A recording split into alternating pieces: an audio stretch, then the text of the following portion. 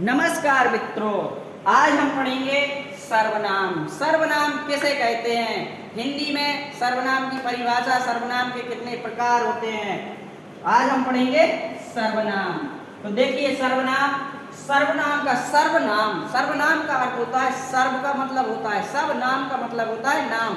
सब नाम, सब नाम अर्थात संज्ञा के बदले जो शब्द प्रयुक्त होते हैं वह सर्वनाम है।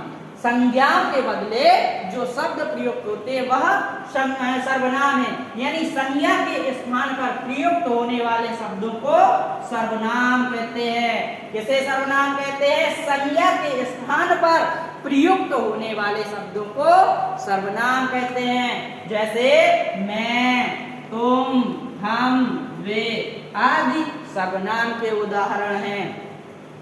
जैसे हम कहते हैं, हमने कहा राम बाजार जाता है। राम बाजार जाता है। राम एक अच्छा लड़का है। तो देखिए यहाँ पर हमने राम शब्द को दो बार प्रयोग किया है, दो बार प्रयोग किया है। हमने सर्वनाम की परिभाषा पढ़ी है कि जब संज्ञा के बदले जिन नाम शब्दों का प्रयोग किया जाता है वह सर्वनाम कहलाते हैं। तो देखिए यदि हम राम की जगह वह कर देंगे, वह, तो ये हमारा क्या है? सर्वनाम है। राम बाजार जाता है, वह एक अच्छा लड़का है। यह जो हमने वह का उपयोग किया है वह सर्वनाम का उदाहरण है, सर्वनाम है। अब सर्वनाम के 6 भेद होते हैं। सर्वनाम कितने प्रकार की होती है? सर्वनाम के 6 भेद होते हैं। कौन कौन से? नंबर 1 है हमारा पुरुषवाचक सर्वनाम। नंबर 1 पुरुषवाचक सर्वनाम। पुरुषवाचक सर्वनाम क्या कहते, किसको कहते हैं? पुरुषों के नाम के बदले, पुरुषों के नाम के बदले प्रयोग शब्द पुरुषवाचक सर्वनाम कहलाते हैं। पुरुषों, अब पुरुषों के अंतर्गत सब आ जाते हैं, महिला हो, पुरुष हो, कुछ भी हो, तो पुरुषों के नाम के बदले प्रयोग शब्द पुरुषवाचक सर्वनाम कहलाते हैं। जैसे मैं, हम, मेरा, मुझे, तुम, तू, आप, तेरा, यह, वह, ये, वे। अब पुरुषवाचक सर्वनाम को हमने 3 भागों में बांटा है। नंबर 1 उत्तम पुरुष। उत्तम पुरुष के अंतर्गत मैं, हम, मेरा, मुझे आता है।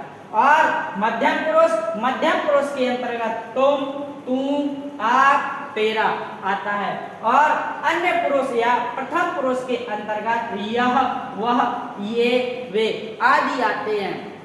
या हम ऐसे नहीं तो दूसरे प्रकार से याद कर सकते हैं कि मैं उत्तम, तुम मध्यम, बाकी सब प्रथम। मैं उत्तम, तुम मध्यम, बाकी सब प्रथम या अन्य।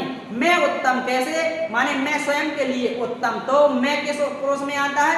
उत्तम पुरुष में। तुम, तो तुम कौन से पुरुष में आएगा? मध्यम पुरुष में। और मैं उत्तम, तुम मध्यम, बाकी सब जो मैं और तुम को छोड़ करके जो शब्द बचे हैं हमारे, वह सब कुछ उसमें प्रथम पुरुष या अन्य पुरुष में आते हैं। आगे हमारा दूसरा है निजवाचक सर्वनाम। निजवाचक सर्वनाम जो शब्द कर्ता के बारे में कुछ बताता है पर स्वयं कर्ता नहीं होता है। कौन सा? वे शब्द जो कर्ता के बारे में कुछ बताता है परंतु स्वयं कर्ता नहीं होता है, निजवाचक सर्वनाम कहते हैं। जैसे अपने आप, अपने आप, स्वतः, स्वयं। हमने वाक्य प्रयोग करके देखा है, आप भला तो जग भला। आप भला स्वयं कर्ता नहीं है, लेकिन कर्ता के बारे में, कर्ता के विषय में बतलाता है, व्यक्त करता है। आप भला तो जग भला निजवाचक सर्वनाम का उदाहरण है। अगला है हमारा निश्चयवाचक सर्वनाम। निश्चयवाचक सर्वनाम की क्या परिभाषा होती है? किसे निश्चयवाचक सर्वनाम कहते हैं? तो देखिए शब्द से ही हमें व्यक्त होता है निश्चयवाचक, अर्थात जिससे निश्चितता का बोध हो वह निश्चयवाचक सर्वनाम होता है। किसी वस्तु का निश्चित बोध होना निश्चयवाचक सर्वनाम कहलाता है। जैसे यह, ये, वह, वे हम वाक्य प्रयोग करके देखते हैं, वह मेरी पुस्तक है। माने निश्चित है कि वह पुस्तक किसकी है, वह पुस्तक मेरी है। निश्चयवाचक सर्वनाम का उदाहरण है। अगला है हमारा अनिश्चयवाचक सर्वनाम। शब्द से ही व्यक्त होता है कि जहां हमें अनिश्चितता का बोध हो, निश्चित ना हो, वहां कौन सा सर्वनाम होगा, अनिश्चयवाचक सर्वनाम होगा। जैसे कोई आ गया, देखिए वाक्य प्रयोग करके हमने देखा है, कोई आ गया तो क्या करोगे, कोई, कोई शब्द हमें नहीं पता, हमें निश्चित ही नहीं हो रहा है, तो कौन सा उदाहरण हुआ हमारा, अनिश्चयवाचक सर्वनाम का उदाहरण हुआ। कुछ नहीं पता कितना है, कुछ अनिश्चयवाचक सर्वनाम का उदाहरण है। कोई ना कोई, सब कुछ, हर कोई आदि हमारे अनिश्चयवाचक सर्वनाम के उदाहरण है।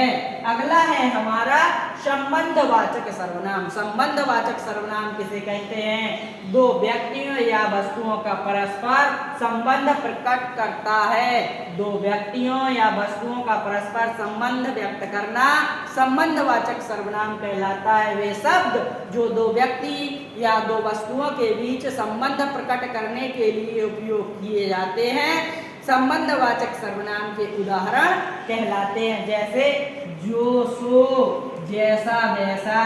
वाक्य प्रयोग करके हम देखते हैं, जैसा करोगे वैसा भरोगे, संबंध व्यक्त कर रहा है। देखिए कोई चीज हमें अगर नहीं समझ में आ रही है तो उसको हम जब वाक्य प्रयोग में करके देखते हैं तो वो चीज हमें स्पष्ट हो जाती है। अगला है हमारा प्रश्नवाचक सर्वनाम। प्रश्नवाचक सर्वनाम हम किसको कहते हैं, प्रश्नवाचक अर्थ से व्यक्त होता है, प्रकट होता है कि जहां प्रश्न पूछा जाए, प्रश्न पूछने के लिए जिन शब्दों का प्रयोग किया जाए वह प्रश्नवाचक सर्वनाम कहलाते हैं। जैसे क्या, जैसे क्या, वह क्या चाहता है, क्या जो हमने प्रयोग किया है प्रश्न पूछने के लिए प्रयोग किया है और प्रश्नवाचक सर्वनाम का उदाहरण है। तुम कैसे हो, कैसे शब्द जो प्रयोग किया है प्रश्नवाचक सर्वनाम का उदाहरण है। अब हमारी सर्वनाम यहाँ पे समाप्त हुई, और वीडियो अच्छी लगे तो ज़्यादा से ज़्यादा शेयर करें, सब्सक्राइब करें और लाइक करें। धन्यवाद दोस्तों।